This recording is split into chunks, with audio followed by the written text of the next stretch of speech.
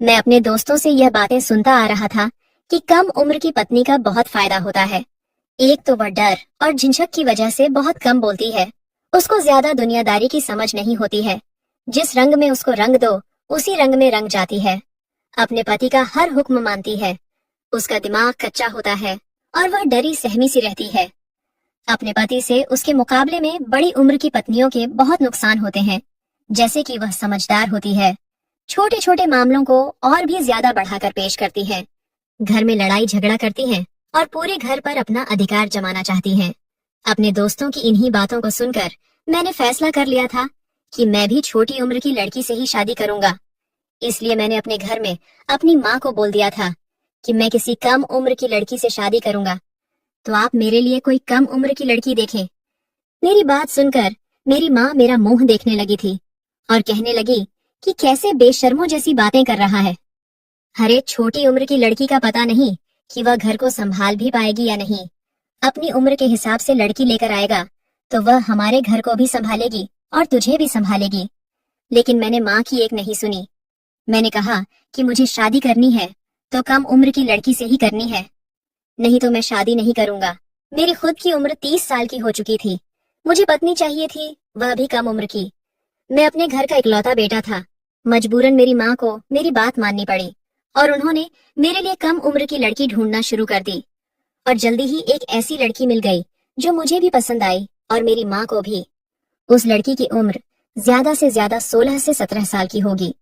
उसका नाम जानवी था और फिर चट मंगनी और पट ब्याह हो गया।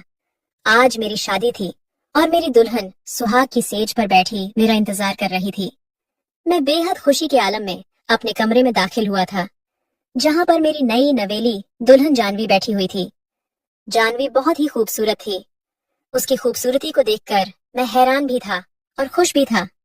मैं अपने दिल की धड़कनों पर काबू पाते हुए आगे बढ़ा और उसके सामने जाकर बैठ गया था। न जाने कितनी देर तक मैं उसके हुस्न को देखता रहा और दिल ही दिल में खुश होता रहा कि मुझे कितनी कम उम्र और कितनी सुंदर पत्नी मिली है। वह बहुत ही मासूम लग रही थी। इससे पहले मैंने जानवी को सिर्फ फोटो में ही देखा था, लेकिन हकीकत में तो जानवी और भी ज्यादा सुंदर थी। मैंने महसूस किया था कि उसके हाथ पांव कांप रहे थे। वह बहुत ज्यादा डरी हुई थी और उसे डरा हुआ देखकर मुझे खुशी भी हो रही थी। मेरे दोस्तों की पढ़ाई हुई पट्टी मेरे आंखों पर बंधी हुई थी। उन्होंने मुझे समझाया था कि अपनी पत्नी की ज्यादा तारीफ मत करना। पहले ही रात में उसे इतना डरा धमका कर रखना कि वह तुझ पर हावी ना होने पाए, नहीं तो बाद में तू उसे काबू नहीं कर पाएगा। और मैं इन सारी बातों पर अमल कर रहा था। इसलिए जानवी को डरा सहमा देखकर मुझे बहुत ज्यादा खुशी हो रही थी कि चलो, जानवी तो मेरे डराने से पहले ही डरी हुई है, इस डरी सहमी सी लड़की को थोड़ा और डराया जाए। ये ख्याल मेरे दिल में आया तो मैंने अपने फोन पर 2 मिनट का टाइमर सेट किया। 2 मिनट के बाद मेरे फोन पर रिंगटोन बजी। मैं फोन लिए कमरे के एक कोने में चला गया और फोन पर किसी से बहुत ही ज्यादा गुस्से से बातें करने लगा। मैं गुस्से से फोन पर बोलने लगा कि आज मेरी शादी है और तुम्हें यही समय मिला है। मुझे यह बुरी खबर सुनाने का तुमको पता नहीं है। मैं कितना गुस्से वाला इंसान हूँ। मुझे लोगों का बकबक करना बिल्कुल भी पसंद नहीं है और जब मुझे गुस्सा आ जाए तो मैं यह नहीं देखता कि मेरे सामने कौन इंसान खड़ा है। जिस इंसान को अपनी खैर चाहिए वह मेरे सामने जबान नहीं चलाता। और तुम्हारी इतनी हिम्मत कि तुम मुझे बातें सुना रहे हो। कल मैं तुम्हारे पास आता हूँ और तुम्हें ठीक करता हूँ। तुम्हें सीधा नौकरी से निकाल दूंगा, क्योंकि गलतियों की मेरे पास कोई माफी नहीं है और तुमने गलती की है और तुम्हारी यही सजा है कि तुम्हें नौकरी से निकलना पड़ेगा। जो बातें मैं अपनी पत्नी को सुनाना चाहता था वह सारी बातें मैंने फोन पर किसी और को सुनाकर अपनी पत्नी के कानों में डाल दी थी। उसके बाद मैं उसके पास गया और फिर मैंने उसको मुंह दिखाई की अंगूठी दी थी। उसने मेरे हाथ से अंगूठी लेकर सामने टेबल पर रख दी। उसकी यह हरकत मुझे बहुत बुरी लगी थी। मैंने उससे कहा कि इसे पहन लो। उसने कहा कि मुझे अंगूठियां पसंद नहीं है। उसकी बात सुनकर मुझे बहुत गुस्सा आ गया था, लेकिन मैं इतनी खूबसूरत रात को गुस्से की नजर नहीं करना चाहता था। मैंने उसका हाथ अपने हाथों में लिया तो कुछ ऐसा हुआ जिसकी मुझे बिल्कुल भी उम्मीद नहीं थी। मेरी पत्नी ने अपना हाथ मेरे हाथों से एकदम से खींच लिया और उसके चेहरे पर ऐसे एक्सप्रेशन आ गए कि जैसे उसे बहुत ज्यादा गर्मी लग रही हो। उसके हाथ पैर डर के मारे कांप रहे थे। मैंने अभी उसे कुछ नहीं बोला था कि तभी डर के मारे वह बेहोश हो गई थी। उसको बेहोश होते देखकर मैं बहुत ज्यादा घबरा गया कि अब मैं क्या करूं, क्योंकि अगर मैंने बाहर जाकर सबको बताया कि दुल्हन शादी की पहली रात को ही बेहोश हो गई, तो सब लोग इस बात का गलत मतलब निकालेंगे और फिर मेरी कितनी बदनामी होगी। मैं किसी से नजरें मिलाने के लायक नहीं रहूंगा। ये सब सोचकर मैं और भी ज्यादा परेशान हो गया। फिर मैंने अपने हिसाब से उसे होश में लाने की भरपूर कोशिश की। उसके मुंह पर पानी के छींटे मारे, उसे झिझोड़ कर होश में लाने की कोशिश की थी। तब भी वह होश में नहीं आई, तो मैं परेशानी से कमरे के अंदर ही चक्कर काटने लगा था और सोचने लगा कि यह समस्या किसके सामने ले जाकर रखूं। मेरे माँ बाप तो पहले ही बड़ी उम्र की लड़की लाना चाहते थे ताकि वह घर का सारा काम संभाल सके। मेरी माँ का कहना था कि एक 16 से 17 साल की लड़की क्या काम करेगी। मेरी माँ ने कहा, ऐसी बहू होनी चाहिए जो कि बहुत ही समझदार हो, बहुत ही सलीकेदार हो और घर को संभाल सके। लेकिन मैंने सब घर वालों की मर्जी के खिलाफ अपनी मर्जी की और एक कम उम्र की लड़की से शादी की। अब अगर मैं सबके सामने जाकर कहूँ कि वह बेहोश हो गई है, तो सब मेरा मजाक उड़ाएंगे कि कम उम्र की लड़की से शादी करोगे तो यही होगा। जब पूरा 1 घंटा गुजर गया और वह होश में नहीं आई, तो मैंने अपने एक दोस्त को फोन किया और उसे सारी बात बताई। मेरी बात सुनकर मेरा दोस्त जोर जोर से हंसने लगा और हंसते हंसते लोटपोट हो गया। उसकी हंसी मुझे और भी गुस्सा दिलाने लगी थी। मैंने उसे कहा कि हंसने और मजाक उड़ाने का वक्त नहीं है, मुझे तुम्हारी मदद की जरूरत है। मैं घर वालों में से किसी को कुछ नहीं बताना चाहता, बस किसी तरह वह होश में आ जाए। मुझे सर्दी में भी पसीने आ रहे थे। मेरे दोस्त की पत्नी डॉक्टर थी, इसलिए मैंने उसे फोन किया था कि शायद यहाँ से मेरी कोई मदद हो जाएगी। मेरे दोस्त ने कहा कि परेशान होने की जरूरत नहीं है, मैं अपनी पत्नी को तेरे घर लेकर आ रहा हूँ। उसकी यह बात सुनकर मैं और भी ज्यादा परेशान हो गया था, क्योंकि शादी खत्म हो चुकी थी। मेहमान अपने अपने घरों को जा चुके थे। सब घर वाले सोने की तैयारियां कर रहे थे और अगर ऐसे में वह हमारे घर आ गई तो फिर सब लोग क्या सोचेंगे। जरूर उन लोगों को समझते देर नहीं लगेगी कि जरूर दुल्हन के कमरे में कुछ गड़बड़ है। मैं अपने आप पर गुस्सा करने लगा कि क्यों बेकार में मैं मदद मांग बैठा। ऐसा लग रहा था कि जैसे मैं बुरी तरह से फंस गया हूँ और फायदे की बजाय उल्टा नुकसान होने वाला है। मैंने उसे साफ मना कर दिया कि अपनी पत्नी को मेरे घर मत लाना, मेरी बदनामी हो जाएगी, मुझसे सवाल जवाब किए जाएंगे। उसने कहा कि ठीक है, परेशान मत हो, मैं फोन पर ही अपनी पत्नी से तेरी बात करवा देता हूँ। अपने दोस्त की ये बात मुझे ठीक लगी थी और मैं उसकी डॉक्टर पत्नी से बात करने लगा और जानवी को होश में लाने की तरकीबें पूछने लगा। मेरे दोस्त की पत्नी ने मुझसे कहा कि जानवी के पैरों के तलवों पर मालिश करो और उस पर कंबल डाल दो, क्योंकि सर्दी है, इस तरह से गर्माहट मिलेगी और वह होश में आ जाएगी। उसकी बात सुनकर मैं यही सब करने लगा था, लेकिन फिर भी उसे होश नहीं आ रहा था। मेरा दोस्त पीछे से बड़बड़ा रहा था और उसकी पत्नी मुझे तरीके बता रही थी। मैं बहुत ज्यादा परेशान हो चुका था, इसलिए मैंने अचानक ही बोल दिया कि जानवी को होश आ गया है। दरअसल मैं यह सारी सूरत हाल से बहुत ज्यादा परेशान हो चुका था और इसीलिए मुझे झूठ बोलना पड़ा कि जानवी होश में आ चुकी है। हालांकि जानवी अभी तक होश में नहीं आई थी। मैंने उन लोगों का धन्यवाद किया और फोन काट दिया। परेशान होकर मैंने अपना सर अपने हाथों में थाम लिया। कुछ भी समझ नहीं आ रहा था, क्या करूं? तभी मेरी नजर उस साइड टेबल पर रखी दवाई की शीशी पर गई थी और उस दवाई को देखते ही मेरे कदमों तले से जमीन निकल गई थी, क्योंकि यह दवाई तो नींद की थी। शीशी में से थोड़ी सी दवा टेबल पर भी पड़ी हुई थी और जिस गिलास में जानवी ने पानी पिया था उसमें भी थोड़ी सी दवा लगी हुई थी। इसका मतलब मेरी पत्नी जानवी ने जानबूझकर बेहोशी की दवा खाई थी और जाहिर था कि दवा को अपना असर करने में थोड़ा वक्त लगा होगा। जितनी देर में उससे बातें कर रहा था, इतनी देर में दवाई ने अपना असर कर दिया था और वह बेहोश हो गई। और यह दवाई अगर उसने खाई थी तो फिर उसे कोई भी होश में नहीं ला सकता था। मैंने अपनी पत्नी को हैरान होकर देखा। मुझे तो बहुत ही मासूम लड़की लगी थी, लेकिन वह बिल्कुल नहीं थी। मुझे पूरी रात नींद नहीं आई। सोच सोच कर मेरा दिमाग फटने लगा कि आखिर यह सब क्या है। मेरी पत्नी ने अपने ही सुहाग रात में खुद को बेहोश क्यों कर लिया था? क्या वह मेरे साथ वक्त गुजारना नहीं चाहती थी? क्या वह मुझे पसंद नहीं करती थी? पूरी रात मैं इसी उलझन में रहा। सुबह लगभग 5 बजे दरवाजे पर दस्तक हुई थी। मैं अभी आधे घंटे पहले ही सोया था। बैठे बैठे ही मेरी आंख लग गई थी। मैंने जाकर बाहर देखा तो मेरी माँ खड़ी थी। उनको देखकर तो मैं हैरान हो गया था। इस समय तो हमारे घर में कोई भी नहीं जागता था।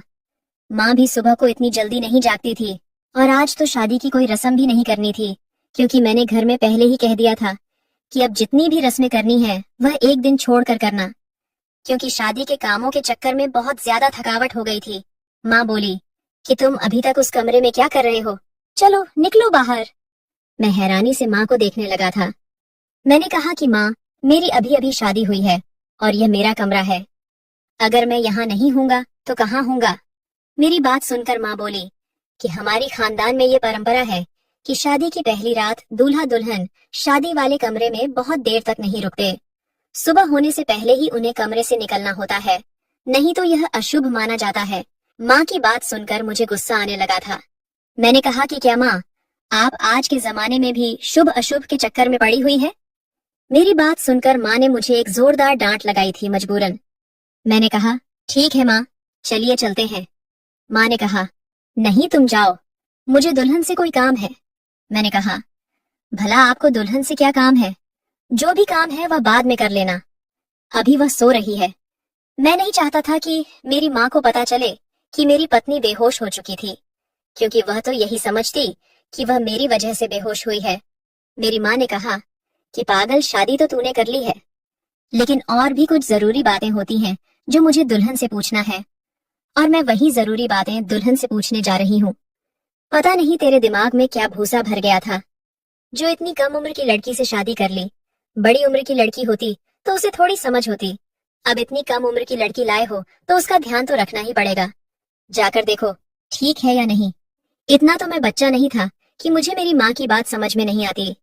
मैं अपनी माँ का मतलब समझ चुका था, लेकिन जब वह पहले ही बेहोश हो गई तो भला इस बात की क्या तुक। मैंने अपनी माँ को बहुत बहाने बनाए कि मेरे साथ चले। मैंने कपड़े बदलने हैं, मुझे पता नहीं मेरे कपड़े कहाँ पड़े हैं। मुझे बहुत भूख लगी है, मुझे नाश्ता बना कर दे। मेरे सर में दर्द हो रहा है, मुझे एक कप कॉफी बना दे। मेरे बहाने मेरी माँ को और भी शक में डाल रहे थे। मेरी माँ ने मुझे एक तरफ को धक्का दिया था और अंदर चली गई थी। मैं कमरे के बाहर ऐसे खड़ा था जैसे हॉस्पिटल में कोई ऑपरेशन थिएटर के बाहर खड़ा हो और उसे पता हो कि कोई बुरी खबर ही मिलने वाली है। थोड़ी देर बाद ही मेरी माँ बाहर आई तो मुझे हैरान होकर देखने लगी और कहने लगी कि तू अभी तक यही खड़ा है। फिर अचानक से मेरे कंधे पर थपकी देकर कहा कि तुम्हारी पत्नी बिल्कुल ठीक है। मैं तो बेकार में ही शक कर रही थी। माँ के मुंह से यह बात सुनकर मैं हैरान हो गया कि माँ ने कैसे जांच लिया कि मेरी पत्नी ठीक है या नहीं, हालांकि मैंने तो अब तक उसे छुआ भी नहीं था। मैं अंदर कमरे में गया तो अंदर का मंजर देखकर मैं भी हैरान था। जानवी के बिखरे हुए बाल, उसके होंठों की फैली हुई सुर्खी रात की कुछ और ही कहानी बयां कर रहे थे। शायद जानवी की यह हालत देखकर ही मेरी माँ संतुष्ट हो गई थी, लेकिन मेरा तो चैन सुकून सब बर्बाद हो चुका था। मुझे समझ नहीं आ रहा था कि आखिर यह सब क्या है। मेरी पत्नी थोड़ा थोड़ा हिल रही थी, यानी कि उसे होश आ चुका था, लेकिन मैं जानवी की शक्ल भी नहीं देखना चाहता था। मैं इतना ज्यादा गुस्से में आ गया कि कमरे से बाहर चला गया था और पूरा दिन मैंने उससे बात नहीं की और रात को आकर भी आराम से अपने कमरे में सो गया। हालांकि मैंने किसी पर जाहिर नहीं होने दिया था कि रात को हमारे बीच क्या हुआ था। घर में हर कोई यही बातें कर रहा था कि चलो दोनों खुश हैं, लड़की बहुत अच्छी है, हमारा फैसला गलत साबित नहीं हुआ। शादी की सारी रस्में खैरियत से निकल गई थी। रात को जब मैं कमरे में आया तो मेरी पत्नी ने मुझसे कहा कि आपके लिए खाना लगा दूं। माँ ने कहा था कि हम दोनों साथ में खाना खाएंगे। मैंने कहा कि साथ खाना खाने की क्या जरूरत है, बाहर खाना लगा दो, मैं बाहर आकर खा लूंगा। जानवी कहने लगी कि नहीं, माँ जी कह रही थी कि साथ खाने से प्यार बढ़ता है। मैंने अपनी पत्नी को घूर कर देखा और कहा कि तुम मेरे सामने तो प्यार मोहब्बत की बातें ना करो तो अच्छा है, तुमने मुझे धोखा दिया है। मैं तो तुम्हें बहुत ही मासूम समझता था, लेकिन इस मासूम सी शक्ल के पीछे इतना बड़ा राज छुपा है। मुझे मालूम नहीं था। मुझे समझ नहीं आ रहा कि मैं तुम्हारा क्या करूं। मैं घर में किसी से कुछ कह भी नहीं सकता। ये मेरी इज्जत का भी सवाल है। मजबूरी में ही सही, मुझे तुम्हें अपने साथ रखना पड़ेगा, लेकिन तुम मेरे दिल में कभी भी दाखिल नहीं हो पाओगी। मैंने अपनी पत्नी को लेकर ना जाने क्या क्या सपने सजाए थे, लेकिन तुमने मेरे सारे सपने चकनाचूर कर दिए। बताओ तुमने ये सब क्यों किया था? हम दोनों के बीच रात को ऐसा कुछ भी नहीं हुआ था, फिर भी तुमने माँ के सामने ऐसा जाहिर क्यों किया कि जैसे हमारे बीच सब कुछ हो चुका है। ऐसा करके तो माँ की नजरों में एक अच्छी बहू साबित हो गई, और अगर मैं माँ जी के सामने जाकर तुम्हारी सच्चाई बताऊं तो उल्टा मेरी ही बदनामी होगी, क्योंकि तुमसे शादी करने का फैसला मेरा था, मेरे घर वालों का नहीं। तुमने शादी की पहली रात मेरे साथ यह सब कुछ क्यों किया? तुमने क्यों रात को बेहोशी की दवा खा ली थी? क्या तुम्हें मैं पसंद नहीं? तुमने क्या इसलिए दवा खाई ताकि तुम्हें मेरा चेहरा ना देखना पड़े? बताओ, कौन है तुम्हारे दिल में? किससे वफाएं निभा रही हो? किसको अपने दिल से अभी तक नहीं निकाल पाई हो? मेरी बात सुनकर जानवी जोर जोर से रोने लगी। बोली, ऐसी कोई बात नहीं है, आप एक बार मेरी बात तो सुन ले। मैंने कहा, अच्छा सुनाओ, क्या बात है? मेरी बात सुनकर वह थोड़ी देर खामोश रही, फिर रोते हुए बोली कि मैं नहीं बता सकती, मुझे शर्म आती है। मैं हैरत से जानवी का मुंह देखने लगा था। मैंने अपना सिर पीट लिया। अजीब लड़की है, खुद ही कहती है कि मेरी बात तो सुन लो, और खुद ही कहती है कि मुझे शर्म आती है। अपना सर हाथों में थामे मैं बैठा था। मैंने अपने दिल में सोचा कि और लाओ, कम उम्र की लड़की, अब झेलो उसे। मैं जानवी को रोता हुआ छोड़कर गुस्से में अपने कमरे से बाहर निकल आया था। हमारे घर में अभी भी कुछ रिश्तेदार रुके हुए थे। जानवी सबके सामने मेरे साथ ऐसे व्यवहार करती थी जैसे हम दोनों में कितना प्यार हो। हम दोनों को यूं करीब देखकर सारे रिश्तेदार आपस में बातें करते कि तुम्हारे बेटे बहू में तो बहुत प्यार है। भगवान दोनों की जोड़ी को सलामत रखे। और उन लोगों की बातें सुनकर माँ गर्व से सिर उठाकर कहती कि हाँ भाई, आखिर बेटा किसका है? मैंने उसको संस्कार ही ऐसे दिए हैं कि अपनी पत्नी के साथ प्यार से रहो। मैं आम रिवायती सासों की तरह नहीं हूँ जो अपने बेटे बहू में लड़ाई करवाएं। सब लोग मुझे खुशकिस्मत समझ रहे थे, हालांकि हकीकत इसके बिल्कुल उलट थी। हमारी शादी को 7 दिन हो चुके थे और मैंने जानवी को छुआ भी नहीं था। अब तो मुझे एहसास होने लगा था कि मुझसे बहुत बड़ी गलती हो गई है। मुझे किसी समझदार लड़की से शादी करनी चाहिए थी। कम से कम आज मेरी जिंदगी ऐसी तो ना होती। अगर उसे कोई समस्या होती, कोई परेशानी होती, तो कम से कम वह खुलकर मुझे बता तो देती। अब तो मैं कभी कभी यह भी सोचने लगा था कि मुझे अपनी माँ को सब कुछ बता देनी चाहिए, लेकिन फिर मैंने अपने आप को रोक लिया, क्योंकि माँ मुझे ही ताने देती कि और लाओ कम उम्र की दुल्हन, अब तुम खुद ही उसे झेलो। और फिर माँ, जो सबके सामने सर उठाकर चल रही थी, तो उनका सर भी झुक जाना था। रात को जब मैं अपने कमरे में गया तो जानवी शीशे के सामने खड़ी अपने बाल बना रही थी। जानवी को देखकर मेरा दिल बेकाबू होने लगा था। मैं खुद को और ज्यादा नहीं रोक सका और जानवी को पीछे से बाहों में भर लिया। मेरा इतना करना था कि जानवी ऐसे डर गई थी जैसे पता नहीं उसको शेर ने पकड़ लिया हो, और वह जोर जोर से रोने लगी थी। एक बार के लिए तो मेरे जी में आया कि रोती है तो रोती रहे, आज तो मैं उससे जी भर के प्यार करके ही रहूंगा। लेकिन वह इतनी सिसक सिसक कर रो रही थी कि पता नहीं उस पर कितना जुल्म हो रहा हो, और उसको इस तरह रोता हुआ देखकर मेरा बिल्कुल भी दिल नहीं करता था कि मैं उसके पास जाऊं। माना कि जानवी बहुत खूबसूरत है, लेकिन मैं भी कम नहीं था। मैं भी अच्छा खासा स्मार्ट था। फिर पता नहीं जानवी मुझसे इतना दूर क्यों रहती थी। अब तो मुझे पक्का यकीन होने लगा था कि जरूर जानवी किसी और से प्यार करती है और वह मुझसे शादी नहीं करना चाहती थी। शायद उसके घर वालों ने जबरदस्ती मेरे साथ उसकी शादी करवा दी, और यह सोचते ही मेरा दिल दुखी हो गया था। मैं जानवी से प्यार करने लगा था। उसकी मासूमियत से, उसकी सुंदरता से मेरे दिल में उसके प्यार की कोंपल फूटने लगी थी। वह इतनी प्यारी सी, इतनी नाजुक सी थी कि जब वह सिसक सिसक कर रोती तो मेरा दिल चाहता कि उसे अपने सीने में छुपा लूं और उससे कहूं कि तुम अपने दिल से सारे डर, सारे वहम निकाल दो। मैं तुम्हें इतना खुश रखूंगा कि तुमसे खुशियां संभाली नहीं जाएंगी। लेकिन जानवी मुझे यह सब करने का मौका ही कब देती थी? मैं अपना दिल महसूस कर रह गया था। फिर मैंने अपनी यह समस्या किसी और की समस्या बताकर एक ऐसे इंसान के सामने रखी जो न मेरा रिश्तेदार था न मेरा दोस्त। उस इंसान ने कहा कि कुछ लड़कियां बेहद मासूम होती हैं, उन्हें प्यार की जरूरत होती है। अगर ऐसी लड़कियों के साथ प्यार से बर्ताव किया जाए तो वह धीरे धीरे नॉर्मल हो जाती हैं। लेकिन जानवी पर तो प्यार का भी असर नहीं हो रहा था। मैं उसके साथ बहुत ही प्यार से पेश आता था। दिन भर वह भी मेरी बातों का हंस हंस कर जवाब देती थी, लेकिन रात होते ही मुझसे ऐसे दूर भागती जैसे मैं उसे खा लूंगा। एक दिन मैंने जानवी से पूछा कि जानवी, बस एक बात का जवाब दो, उस रात तुमने अपने आप को बेहोश क्यों कर लिया था? मेरी बात सुनकर जानवी कुछ देर तो खामोश रही, फिर बोली कि मैं नहीं चाहती थी कि आप मुझसे नफरत करें।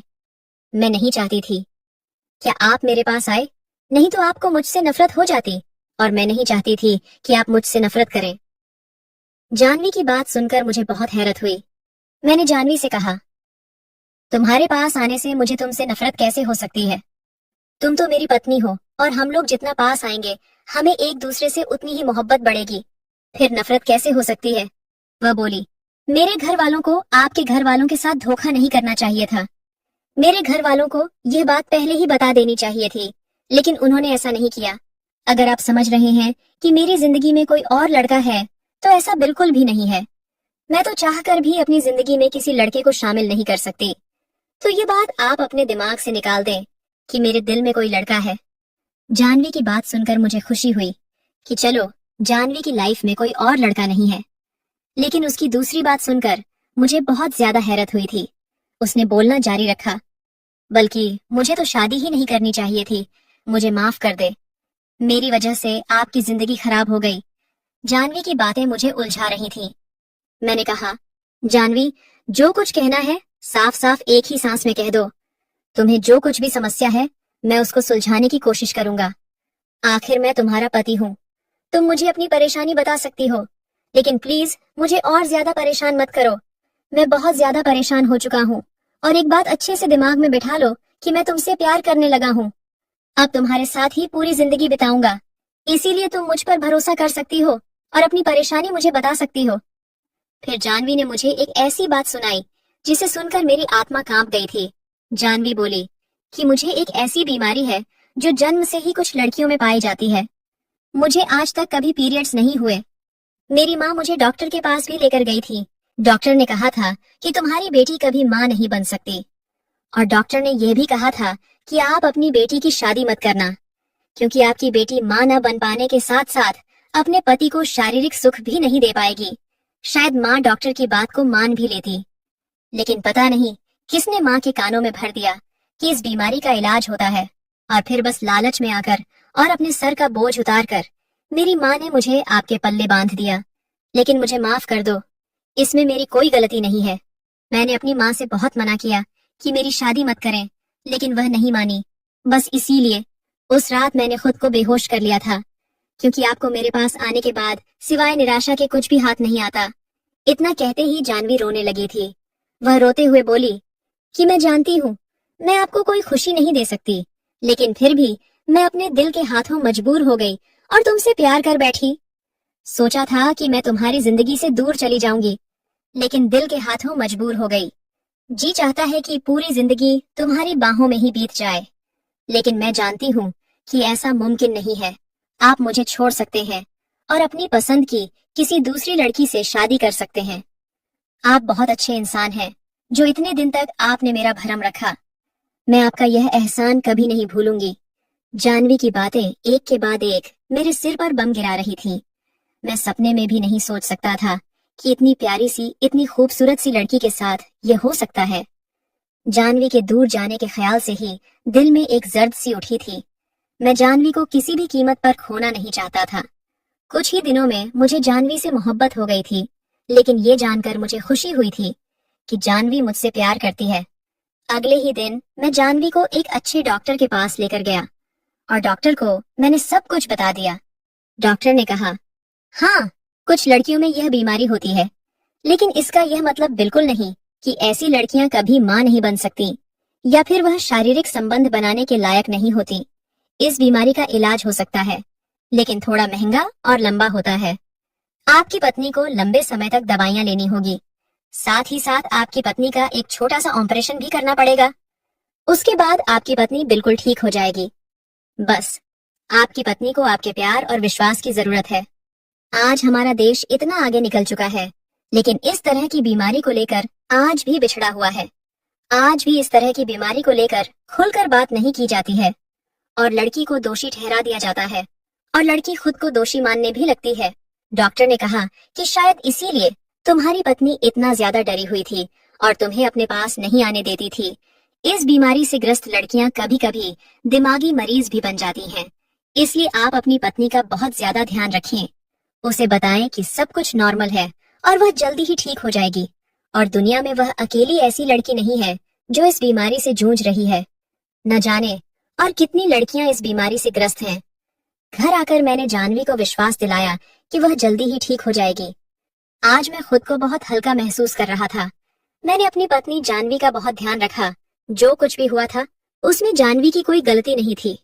मैंने जानवी से कहा कि तुम ये बात किसी को मत बताना। मैं तुम्हारा पूरा ख्याल रखूंगा और जितना भी पैसा लगेगा सब खर्च करूंगा। अब हम किसी न किसी बहाने से डॉक्टर के पास जाने लगे थे। धीरे धीरे मेरे प्यार और डॉक्टर की दवाइयों से जानवी ठीक हो रही थी। डॉक्टर ने जानवी का एक छोटा सा ऑपरेशन भी किया था। इस दौरान मैंने घर पर एक नौकरानी भी रख लिया था जो घर का सारा काम करती थी। और फिर जानवी ने तबीयत खराबी का बहाना बनाकर 2 हफ्ता आराम किया और वह ठीक हो गई। हमारी शादी को 6 महीने गुजर गए हैं। जानवी अब बिल्कुल ठीक हो गई है, लेकिन मैं जानवी को थोड़ा और समय देना चाहता हूँ। जब तक जानवी खुद को सहज महसूस नहीं करती तब तक मैं उसे डिस्टर्ब नहीं करना चाहता था। लेकिन एक रात जब जानवी ने खुद ही पहल करते हुए मेरे होठों पर अपने होंठ रख दिए तो मैं खुद पर काबू नहीं कर पाया। मैंने कसकर जानवी को अपनी बाहों में भर लिया था और फिर वह रात मेरी जिंदगी की सबसे हसीन रात बन गई थी। और अब हम दोनों एक साथ बहुत ज्यादा खुश रहते हैं। दोस्तों, अगर आपको हमारी आज की यह कहानी पसंद आई हो तो वीडियो को लाइक और चैनल को सब्सक्राइब करें। धन्यवाद।